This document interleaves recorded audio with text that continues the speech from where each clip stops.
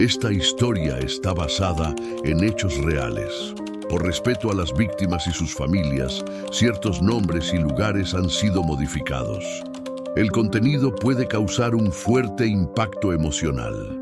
En una habitación de lámina oxidada en Ecatepec, el silencio era tan espeso como el frío.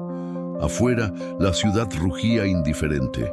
Adentro, un niño de 9 años dormía cubierto con hojas de periódico, como si la tinta pudiera resguardarlo del abandono. Se llamaba Julián. Su madre decía que no había dinero para cobijas, pero siempre traía bolsas llenas de revistas viejas y diarios húmedos que encontraba en los botes de basura. Julián no se quejaba. Aprendió a leer en las noches, recortando palabras que lo hacían llorar sin saber por qué. Huérfano, perdido, desaparecer. Las pegaba en una libreta escolar usada, formando frases que nadie más leía. Su padre se había marchado cuando él era un bebé, y su madre, aunque presente, parecía vivir en otro mundo, uno donde él no existía. Julián, en cambio, existía demasiado y dolía. Julián solía esperar que su madre regresara antes de que oscureciera, pero casi siempre la puerta de lámina crujía bien entrada la noche. Ella entraba con la mirada perdida, oliendo a sudor ajeno, a calle mojada, a derrotas acumuladas. No hablaba, solo arrojaba sobre la mesa algún pan mordido o un refresco caliente y luego se encerraba en el cuarto del fondo donde la luz nunca se encendía. Julián se quedaba en la sala, que en realidad era todo: cocina, recámara y comedor. Aprendió a moverse sin hacer ruido, a existir sin molestar. En la escuela, los otros niños se burlaban de su ropa remendada y del olor a papel mojado que llevaba impregnado en la piel. «Hueles a periódico muerto», le dijeron una vez, y él solo bajó la cabeza. No sabía cómo oler diferente. Cada tarde, después de recoger botellas de plástico para venderlas por monedas, iba al mismo contenedor detrás del mercado y rescataba los periódicos menos rotos. No era por frío, era por palabras. Las recortaba con cuidado. Madre, abandono, infancia, nadie. A veces encontraba frases completas que lo dejaban paralizado, como si alguien hubiera escrito exactamente lo que él sentía. En la libreta donde pegaba esos recortes, también dibujaba sombras, siluetas de mujeres sin rostro y niños con los ojos tachados. Nunca habló con nadie de eso. Su maestra, la señorita Estela, notó su aislamiento, pero en lugar de acercarse, lo dejó solo. «Hay niños que ya vienen rotos desde casa», dijo un día en la sala de maestros, y tenía razón. Una tarde, mientras escarbaba en el contenedor, sintió una mano fuerte sujetarlo del brazo. Era un hombre con uniforme del mercado. «Aquí no es basurero para chamacos», le gritó y lo arrojó contra el suelo. Julián no lloró, solo recogió los papeles esparcidos y corrió. Esa noche no pegó palabras, solo se acostó mirando el techo de lámina mientras el viento hacía crujir todo como si la casa respirara con dolor. Su madre llegó borracha, con una mancha de sangre en la blusa. No explicó nada. Se sentó frente a él y sin mirarlo le dijo: «¿Tú crees que yo quise esto? ¿Crees que quería un hijo?». Luego se levantó y se encerró como siempre. Julián no se movió. Sintió que el cuerpo se le partía en pedazos que ya no podría juntar. A la mañana siguiente faltó a la escuela. Caminó por horas, sin rumbo, observando los rostros en los camiones, en los puestos, en los taxis.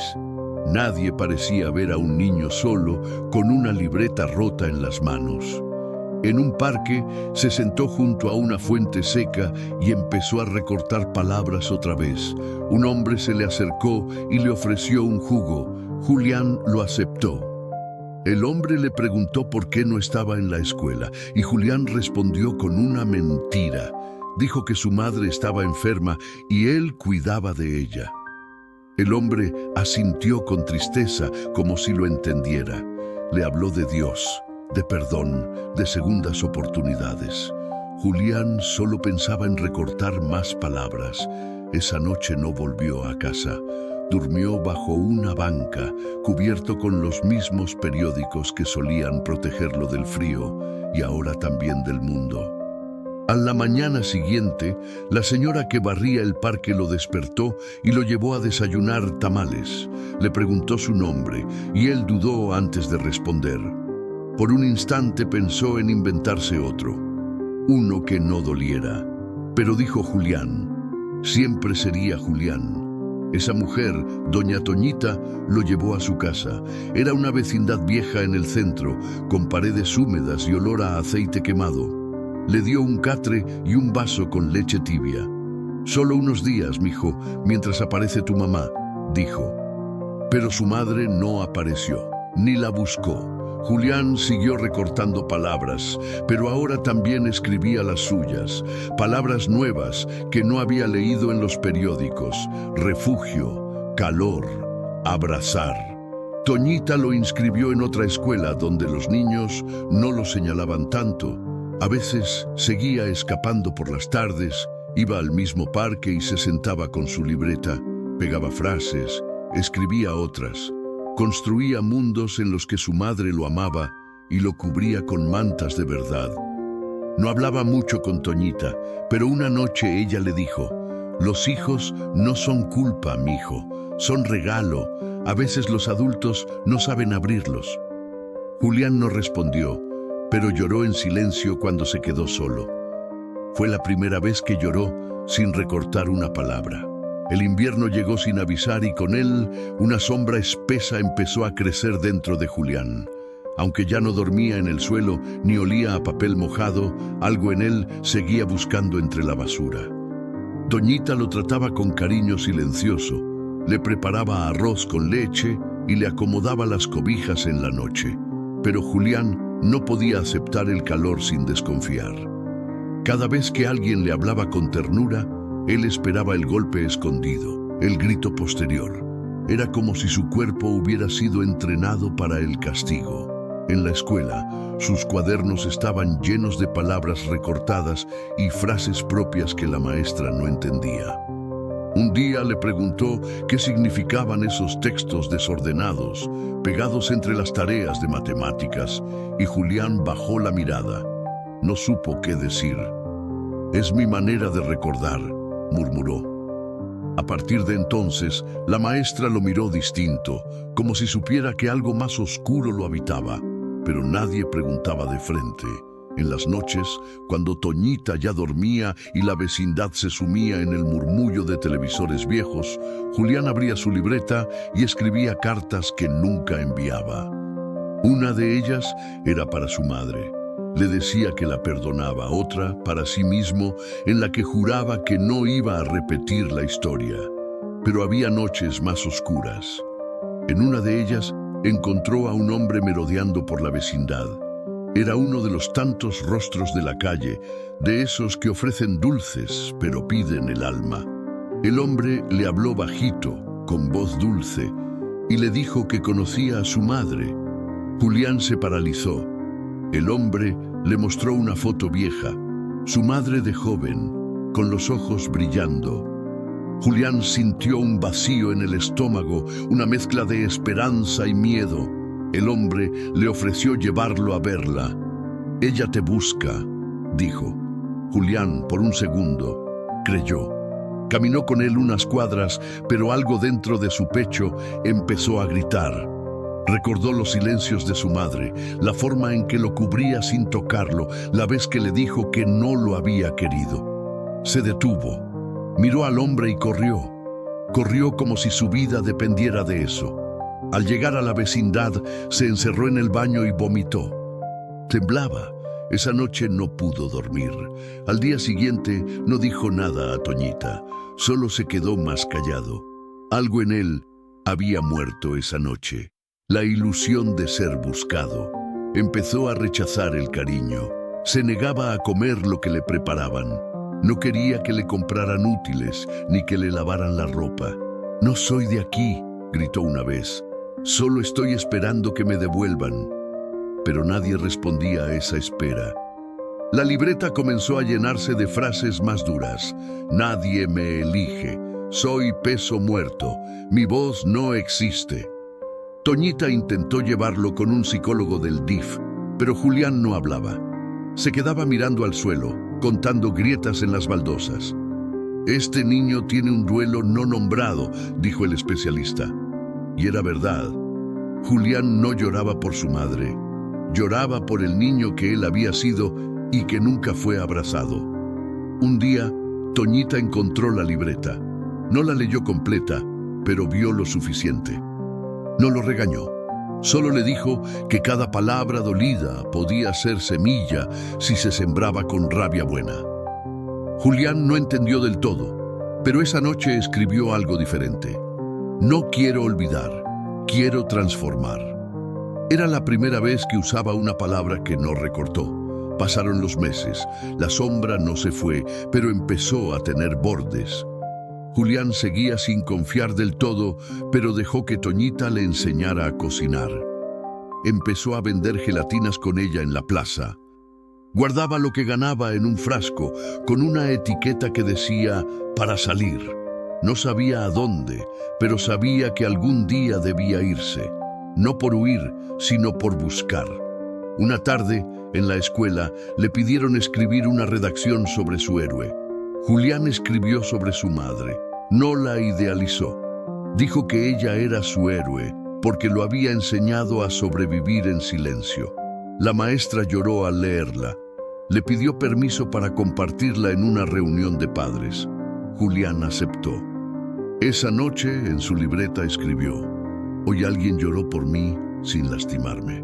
Era un paso, pequeño, pero suyo.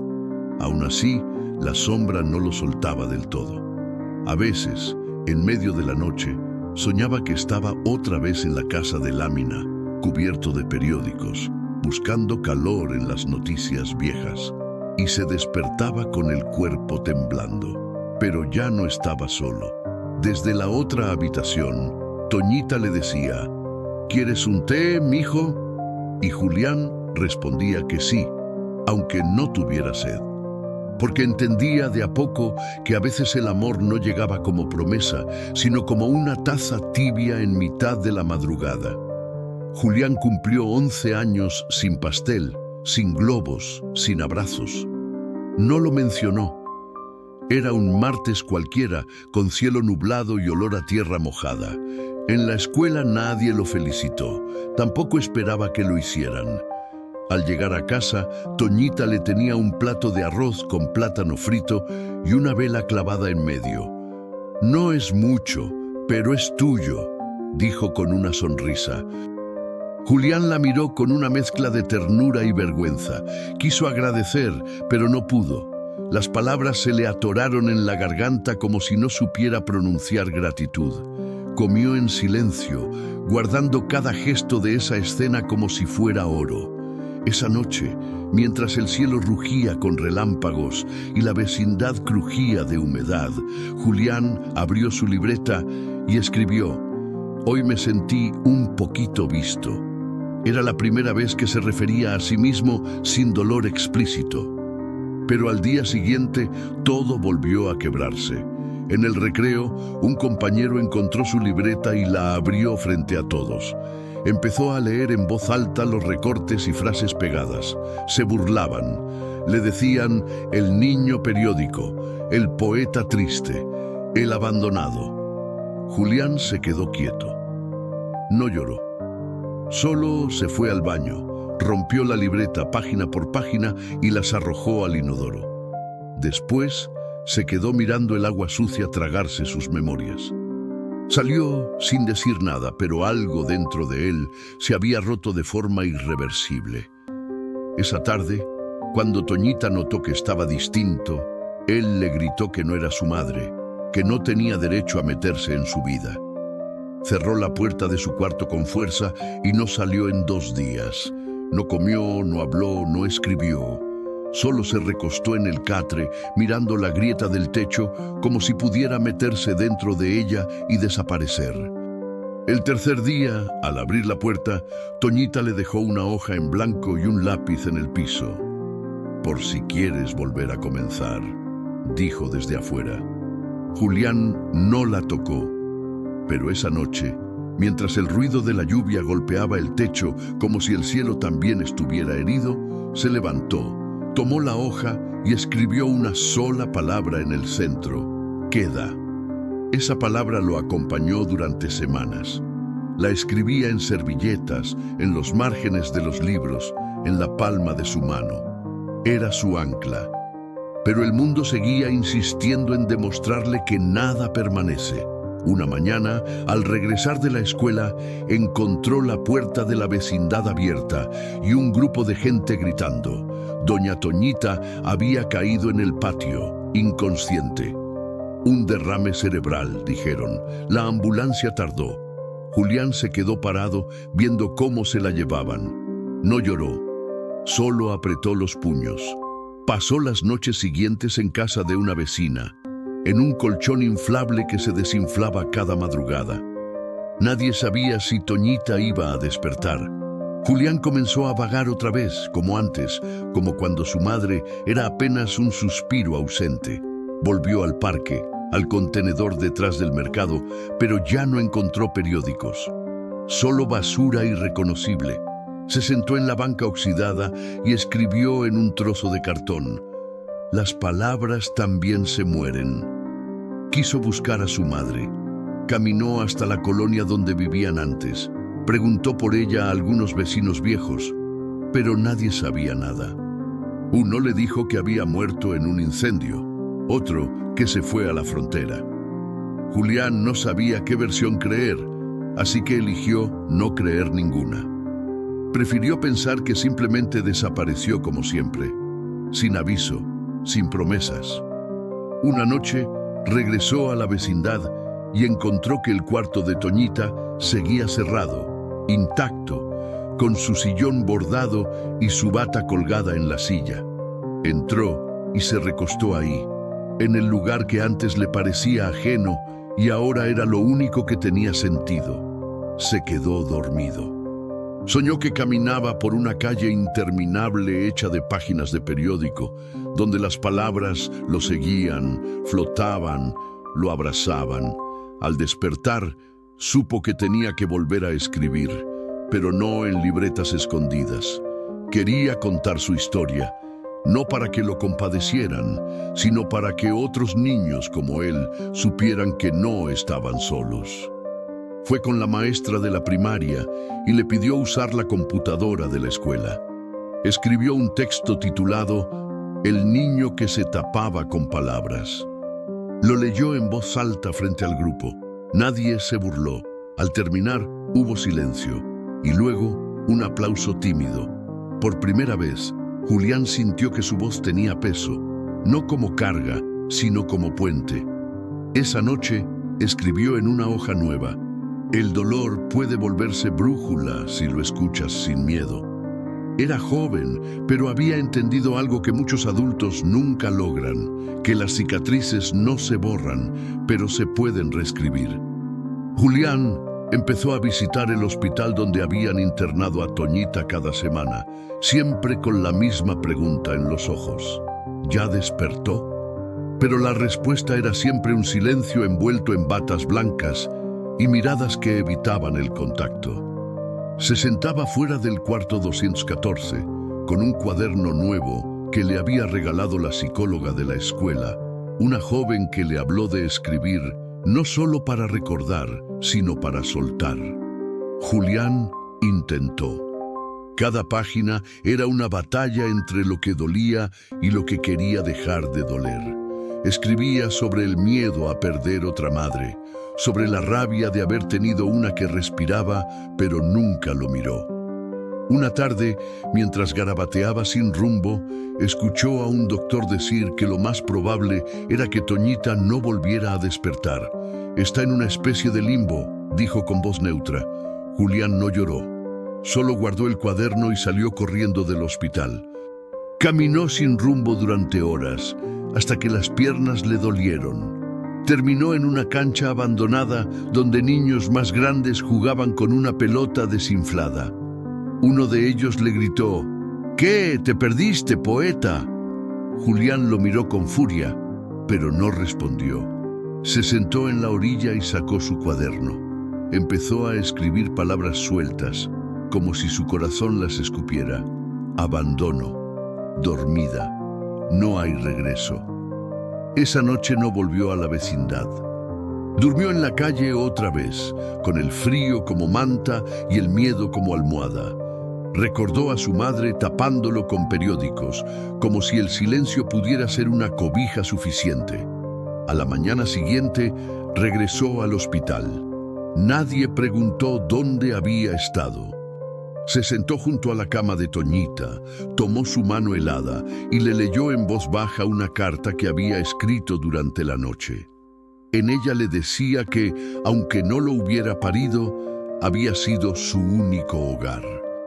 Que si decidía irse del todo, él iba a guardar su risa como refugio.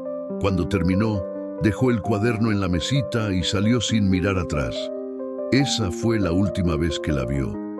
Una semana después, le avisaron que Toñita había muerto. El funeral fue pequeño, apenas unos vecinos y la directora de la escuela. Julián se quedó en silencio todo el tiempo.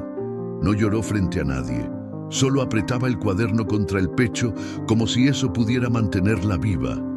Al regresar a la vecindad, encontró que la habitación había sido vaciada. No le dieron explicaciones. Dormió en una bodega por unos días mientras decidían qué hacer con él. Finalmente, un trabajador social lo llevó a un albergue del DIF en Iztapalapa. Era un edificio gris, con pasillos largos y olor a desinfectante. Ahí, cada niño era un número, un expediente, una historia mal contada. Julián no hablaba, observaba, escribía cuando podía. Las reglas eran estrictas y los castigos silenciosos. Una noche, uno de los cuidadores lo sorprendió escribiendo después del horario permitido. Le arrebató el cuaderno y lo rompió frente a él. «Aquí se duerme, no se sueña», dijo. Esa frase se le quedó grabada en la piel. Pasaron los meses. Julián se volvió más cerrado. Ya no escribía, ya no recortaba, solo miraba. Pero algo en él resistía. En lo más profundo, una chispa. Una noche, otro niño llegó al albergue. Tenía los brazos llenos de cicatrices y los ojos vacíos. Julián lo vio llorar en silencio la primera noche. Al día siguiente, le dejó una hoja doblada bajo su almohada. Solo decía: «A veces sobrevivir ya es un poema». No sabía si el otro entendía, pero al poco tiempo empezaron a intercambiar frases, dibujos, símbolos. Una forma de hablar sin hablar. El cuidador los descubrió y los castigó. Les prohibió juntarse, pero ya era tarde. Algo en Julián había despertado de nuevo. Decidió que no iban a romperlo otra vez. Empezó a escribir escondido, en papeles de envolturas, en los bordes de los libros, en servilletas. Su historia ya no era solo suya. Era de todos los niños que dormían con miedo, de los que no eran abrazados, de los que hablaban con los ojos. Un día, una voluntaria del albergue, estudiante de literatura, encontró uno de sus textos. Lo leyó, lo copió y lo publicó en un blog sin nombre. En una semana, el texto se hizo viral. «Carta de un niño que escribe con heridas», se llamaba. Nadie sabía quién era el autor, pero muchos adultos lloraron al leerla. Algunos donaron libros al albergue, otros pidieron conocer al autor. Julián no dijo nada, solo observó, solo esperó. Hasta que un día, en la biblioteca improvisada del albergue, encontró su texto impreso, pegado en la pared. Lo leyó de nuevo, como si no fuera suyo, y sonrió. Fue una sonrisa leve, quebrada, casi imperceptible, pero era suya, y en ese instante supo que no estaba del todo perdido. El día que Julián cumplió 13 años, no hubo arroz con plátano, ni velas clavadas en el centro del plato. Solo una mañana gris, filtrándose por la rendija del ventanal del albergue, y el murmullo lejano de niños que aún soñaban. Se sentó en la orilla de la litera, descalzo, con la piel de los talones resquebrajada y el cuerpo más largo que el año anterior. A su lado, un cuaderno nuevo que le había dejado la voluntaria que a veces venía a leerles cuentos. En la primera hoja, escrito con letra clara, había una sola frase: la herida también puede ser camino. Julián la leyó varias veces, como si fuera un hechizo. Ese día no fue a clases. Fingió dolor de estómago y se quedó en la sala de lectura, solo. Sacó el cuaderno y comenzó a escribir sin parar. No frases recortadas, no palabras robadas de periódicos ajenos. Esta vez eran suyas. Cada letra nacía de un lugar profundo donde el frío, el hambre y el silencio habían sembrado raíces. Escribió sobre la niña que gritaba en las noches porque nadie venía a buscarla, sobre el niño que guardaba dulces bajo el colchón para una madre que nunca volvía, sobre sí mismo, dormido en la calle, cubierto con titulares de crímenes que se parecían demasiado a su vida. Esa tarde, cuando la voluntaria regresó, encontró a Julián con las manos manchadas de tinta y la mirada fija en el papel. Le pidió leerlo. Él dudó, pero al final extendió el cuaderno como quien entrega un trozo de piel. La mujer lo leyó en silencio. Luego, sin decir palabra, lo abrazó. Fue un abrazo leve, respetuoso, sin urgencia. Y Julián lo permitió. No lloró, pero su cuerpo se soltó por un instante, como si por fin pudiera habitarse sin miedo. Ese texto, días después, fue compartido en una red de profesores, luego en otra y otra, hasta que llegó a una fundación de arte para jóvenes en situación vulnerable. Lo invitaron a participar. Al principio no quiso. No soy artista, dijo. Pero la voluntaria insistió, y Julián, por curiosidad o por cansancio, aceptó. El taller era en una vieja casona del centro. Allí conoció a otros como él, adolescentes llenos de cicatrices invisibles, con historias que dolían al tocar. Pintaban, escribían, filmaban. Julián eligió la palabra, creó un poema con frases recortadas, pero esta vez las pegó sobre espejos rotos. Lo llamó Mapa de lo que quedó. Fue expuesto en una galería pequeña, donde una mujer con acento extranjero lo miró por largos minutos antes de decir: este niño ve con los huesos. Nadie supo qué quiso decir, pero Julián lo anotó en su libreta. Meses después, uno de sus textos fue seleccionado para una antología de jóvenes escritores. Lo invitaron a leerlo en un evento. Subió al escenario con las piernas temblando, las manos sudadas.